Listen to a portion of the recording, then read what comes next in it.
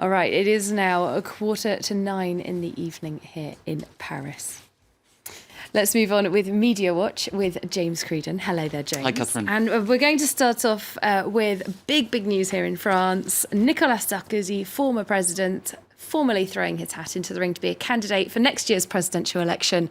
Quelle surprise. Quelle surprise. It was a case of stop the lights, stop the press, alerte info.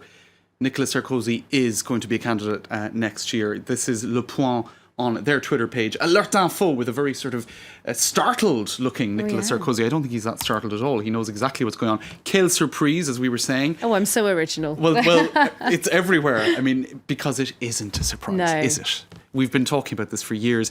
And the whole thing is, we'll get to the ironic point first. I was going to leave it until later. This is a headline from Le Figaro back in 2012. Nicolas Sarkozy is definitively, forever and a day, stopping politics. Oh, what happened? Well, this is it. It didn't seem to stick, that particular statement. And some have been, if I can move to it, correcting that headline. In any case, my computer's gone on the blink. Oh, no. Let's We've got just gremlins today, I think. There we go, catching up now. We're back now. In any case, The Guardian was leading on this as well for much of the afternoon with their Paris correspondent calling him Le Comeback Kid. This after his definitive stopping of politics, as they say.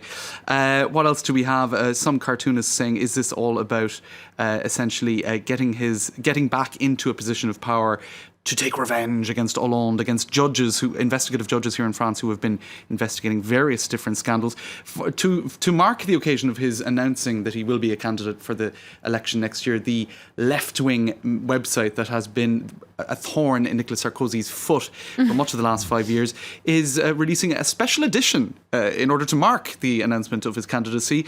Nicolas Sarkozy, the scandal-ridden or scandal-plagued candidate. Now, they have a lovely term in French for political scandals, which is saucepan. If somebody is dragging saucepans, they have casserole. If indeed they have scandals which could sink their career. So here it has to be food related in France. It must be, absolutely, and makes a loud noise as well. And in any case, Mediapart have put together a whole dossier there of the various things that could not be in his favour. Another person saying Nicolas Sarkozy preparing for the road to the primary. There you see the saucepan image coming back again. So look. It's going to be an interesting 2016 into 2017 on the French political chessboard for sure. Indeed, and we can brace ourselves for a lot of talk about that in the weeks and months ahead. Indeed. For now, though, the closing ceremony might have happened. The doors might have shut on the stadiums in Rio until the Paralympics start, but we're still going to talk about the Olympic Games, aren't we? Yes. Online coverage as events drew to a close. That's right. Plenty of it. Will I do a cute little transition? Nicolas Sarkozy said he would wait until the end of the Olympic Games in order to make his official announcement because he didn't want a distraction as big and as loud and as saucepan noise making as the Olympic Games. Anyway, that's now parked, so he can go and is making his announcement. In any case, lots of congratulations pouring in for the very successful sides in the Olympics. Very nice. The French side did very well, 42 medals, which is a record apparently since 1900, although it depends how you do the calculations. They didn't do as well in the gold medal stakes as they did in London, for example, but still a lot of people saying the French did well. Take a look at this medal chart put out by the European Parliament. Huge congratulations to all of the European winners. And of course, if Europe were to run as one team, they would have absolutely demolished the competition.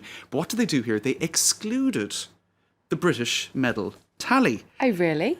Which is UK still very much a member of the EU last time I looked. That's right. If you want to know why the Brits decided to leave the EU, this tweet pretty much sums it up. Oh dear. Says James Drawer, although probably it might be the other way around. Anyway, let's just say there was a bit of politicking going on. The Financial Times, European sneers take a shine off the Great Britain's medal haul. Okay. Anyway, they went through a lot of the different European reaction. Germany's Frankfurter Allgemeine singling out Team GB's spectacular success in cycling, which it said has led its rivals to wonder if there isn't something fishy going on with the Brits. So they're actually pointing at suspicions, right? Also in El País and Frankfurter Allgemeine criticising Britain's no-compromise approach to funding, where they targeted sports where they were likely to do better. Now, you would say, why should that be surprising?